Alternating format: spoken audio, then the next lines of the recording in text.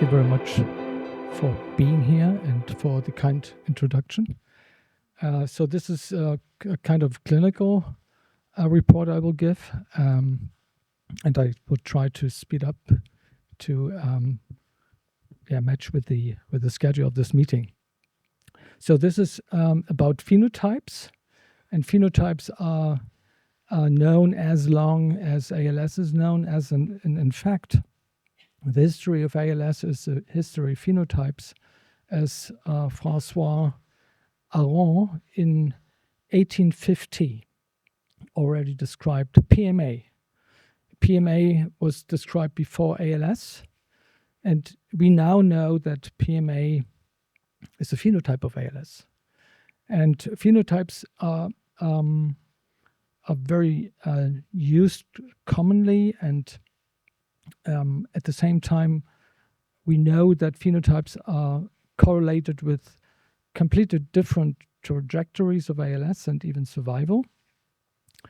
And at the same time, there has been no broader consensus on phenotypes, not even on the wording and the terminology, including scientific papers. And therefore, many neurologists, researchers, and even trialists used phenotypes with completely different wording and definitions. So that is the background that some 2 years ago, some 20 experts in Germany consented a classification of phenotypes and agreed also in the terminology of phenotypes.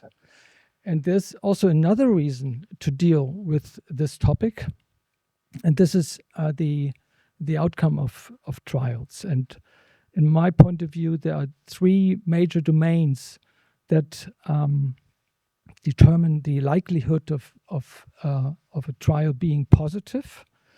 This is the drug itself. Then this is the feasibility and sensitivity of outcome parameters. But I think it is somehow underappreciated. There's another domain, and this is the reducing the heterogeneity of the trial population, and this is where phenotypes comes into play. And we did in Germany a multi-center biomarker study that was and still is on NFL. And in this study, also the topic of phenotypes was baked in. So we started that project in July 2020, and we studied more than 4,500 patients, and close to 3,000 of them were published last year. And we realized during this project that differentiated phenotype classification, that this kind of phenotype classification we used was not sufficient and brought some practical issues. And the classification we used was a two-determinant anatomical phenotype classification that separated the degree of upper and lower motor involvement. That was one dimension. The other one was the onset region and the temporal propagation pattern. What we realized that these mixed variables of flare leg and flare arm syndrome caused some problems, methodological problems. So this was the reason why this consensus, a broader consensus process was launched, and it was completed with a publication in April of this year. And this is a three-determinant anatomical phenotype classification, and this separates at 3 dimensions. One is called O, that's onset region. The other one is P, propagation. And the other one is M, that translates into the degree of upper and lower motor involvement. And this classification is called the OPM classification. So, and we felt that the German consensus is not enough. And this is also one of the reasons why I'm here. I'm glad to be back to Paris. I was also last year during this meeting.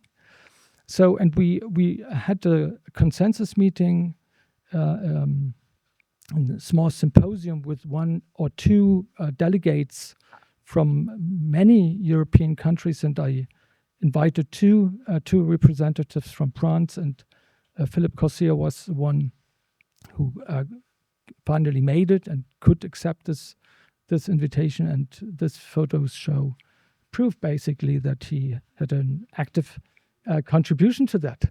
So in the end, we do another revision of this OPM classification, and now we have the O-axis, still the P and the M-axis, and the O-axis means O1, onset at the head region. O2D means distal arm onset. O2P proximal arm onset. O2X means that you actually cannot really determine where the arm paresis or the arm symptoms began, proximal or versus distal. And then we have O2A, O3A, that means a trunk onset with the axial instability. O3R means onset with respiratory symptoms. O4D is the onset at the distal leg. O4P, proximal extremity, lower extremity. And O4X means not classifiable, but still onset at the lower extremities. So the P-axis means P0 translates into there's no propagation from the first region of onset to the next vertically located body region. And the number of months with this status of no propagation, which is a kind of benign trajectory, which is, for instance, found in flare leg and flare arm syndromes, is given in the brackets. The number of no propagation given in the brackets. So P1 means there is a propagation. Propagation occurred. Also in brackets, the number of months from the time of onset in the first region of onset to the next vertically located region. And the M-axis is pretty familiar with most of us. M0 means balanced combined upper and lower motor involvement. M1D means predominantly upper motor involvement. M1P translates into what was previously called PLS, and M2P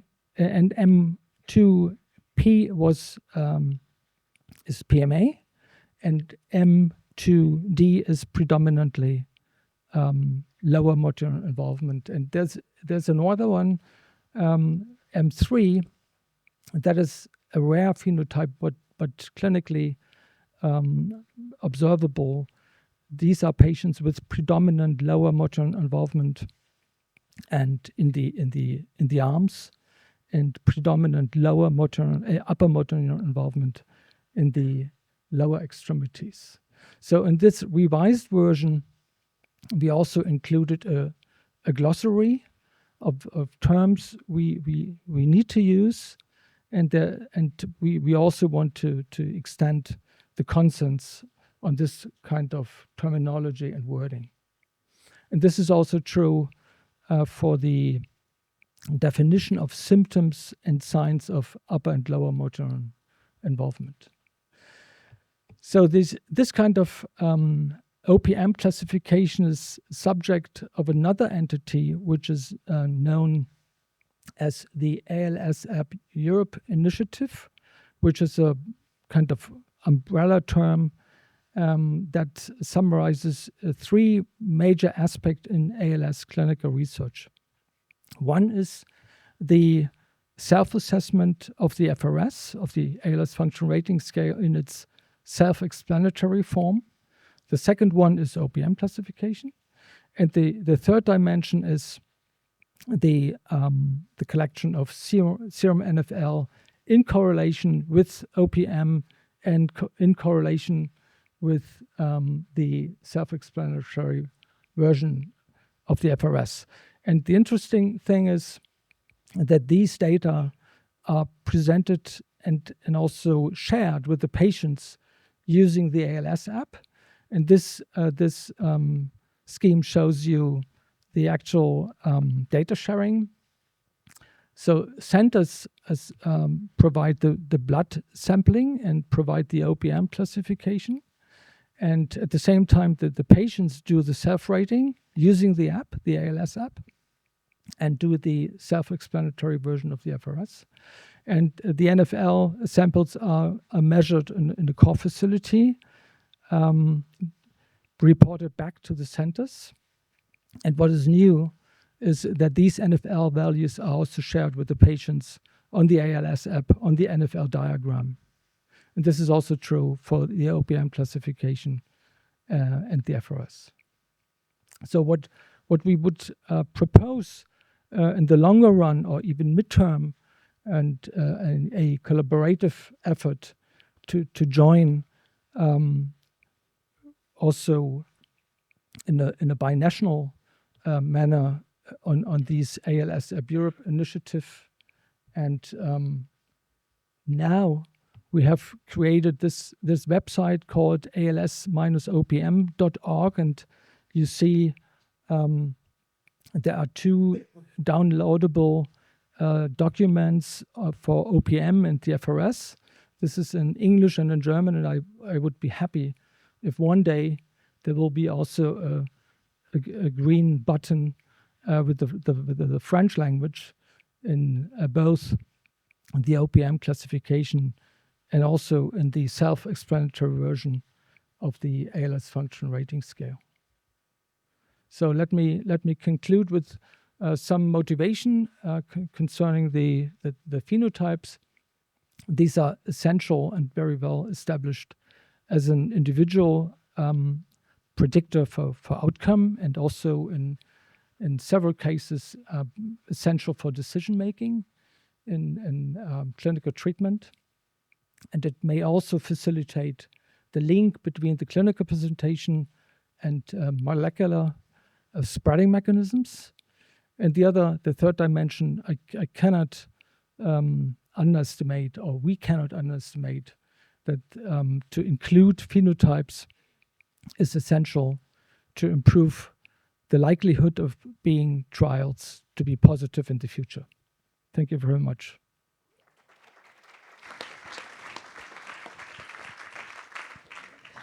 Thank you, Professor Meyer, for this interesting work.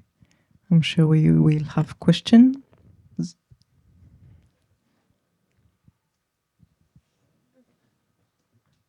Thank you very much for your presentation. I have a question about the your classification. When you have a patient with M2P, so yes, lower motor neuron only, yes, are you looking at SMN1 gene or gene encoding riboflavin transporter and other genes responsible for motor neuron disease? Yeah, so I have to say that these phenotype classification, it's not diagnostic. So all the diagnostic workup you're mentioning is already completed. So the phenotype is mainly about stratifying patients based on the clinical experience. Oui. And it has nothing to do with the diagnostic setup, including electrophysiology and all the exclusive diagnostics you mentioned. So it's a kind of different framework of stratifying patients for research and trials. So that means that in this cohort of patients, these genetic tests have been already done? Oh, yes. Oh, yeah. Okay. If necessary. So in many patients, it is presenting with PMA.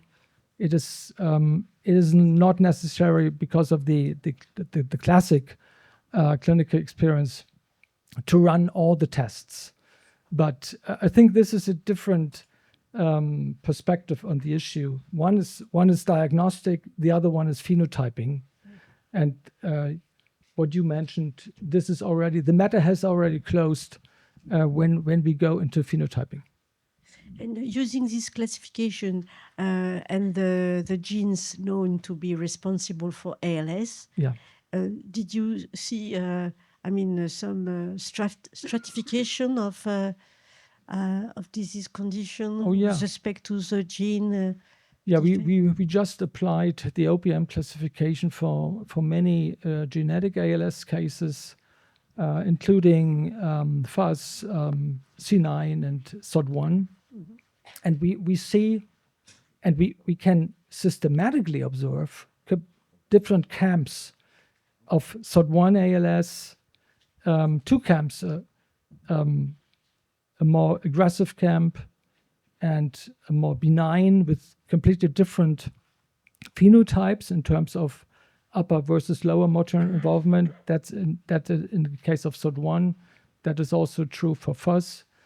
Not so much in C9. C9 is more homogeneous in a way. So it is very interesting to apply the OPM classification on genetic cases. And we have to say that in clinical trials, we face a kind of crisis. I think the crisis is under communicated. Even the VALOR study, the famous VALOR study and the tofersen study was negative. Why? Because phenotypes were not separated, and we were only rescued by NFL. But from the clinical research perspective, we lost track, and OPM meant to be a measure to homogenize future clinical populations, because I think it is one of the reasons why we run 30 years of negative trials. I think we have to think about that, the reasons for that. And I think tofersen gave us a very important message. It is not the drug that seems to be the problem in all the cases. So in tofersen, we know it is a good drug.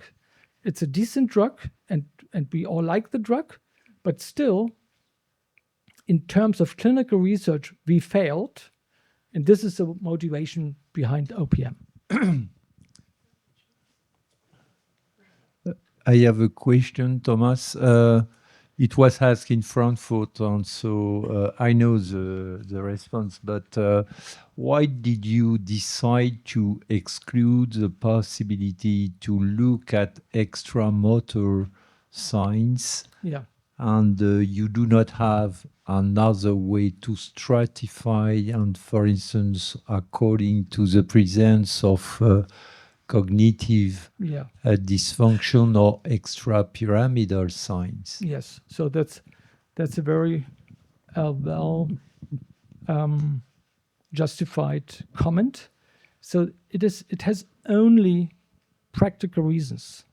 So I do not want to discount on behavioral symptoms and cognitive symptoms. It is not the case. It is only to achieve consensus. And I would regard that as a stepwise process. It is very complicated in academia. If you got more than 3 people in one room to got on the table, to get any consensus.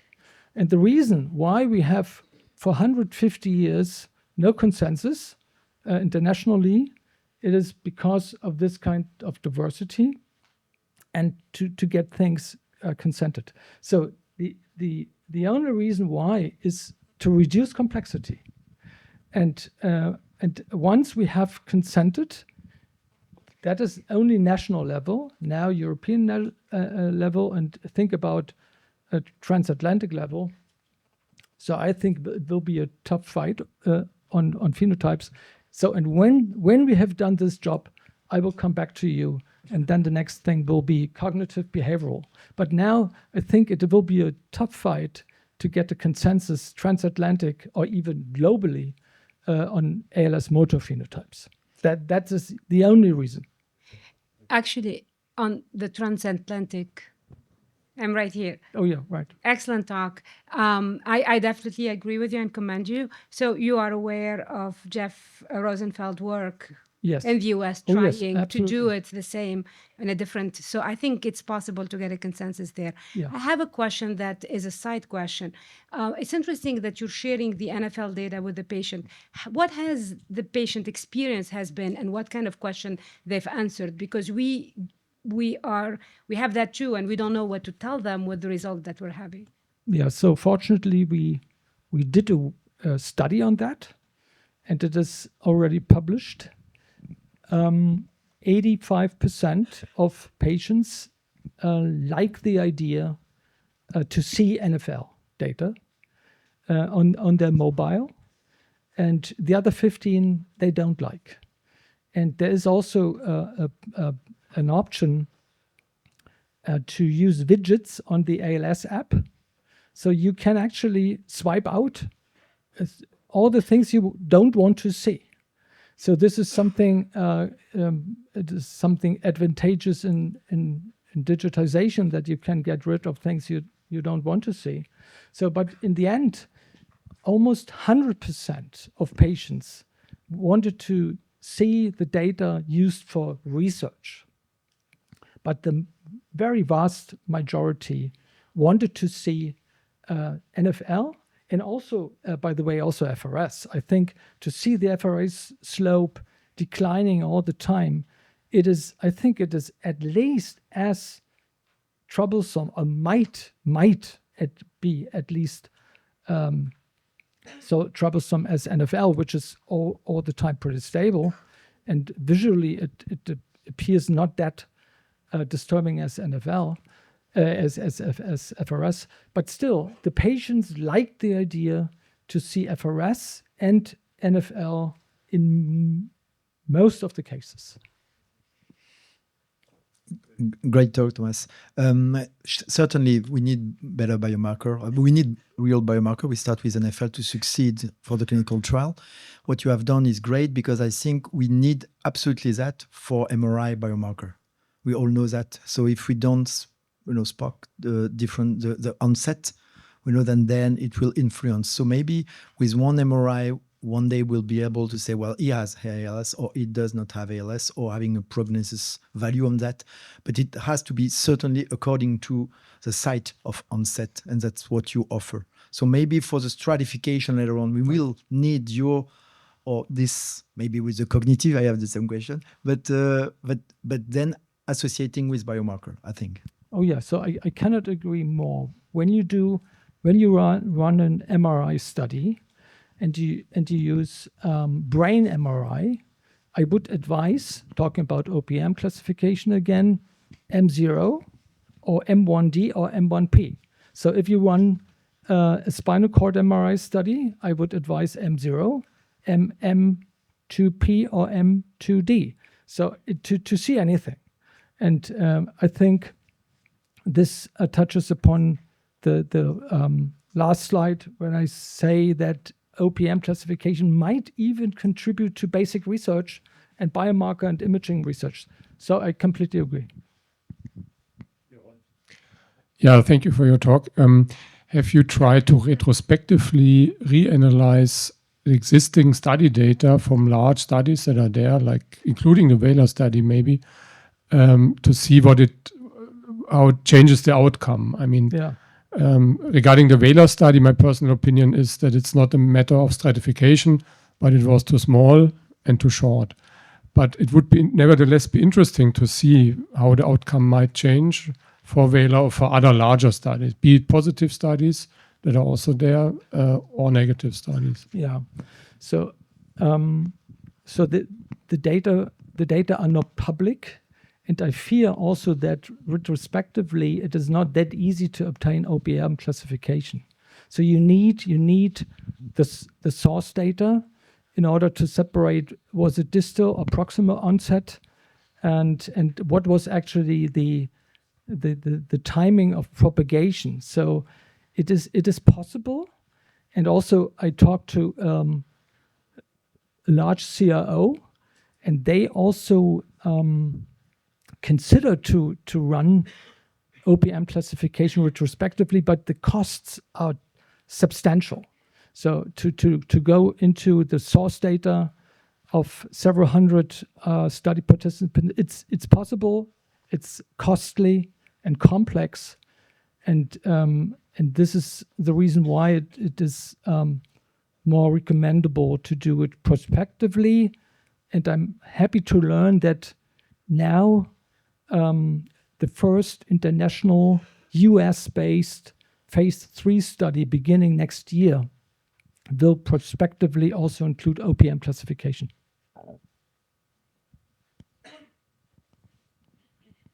That's great.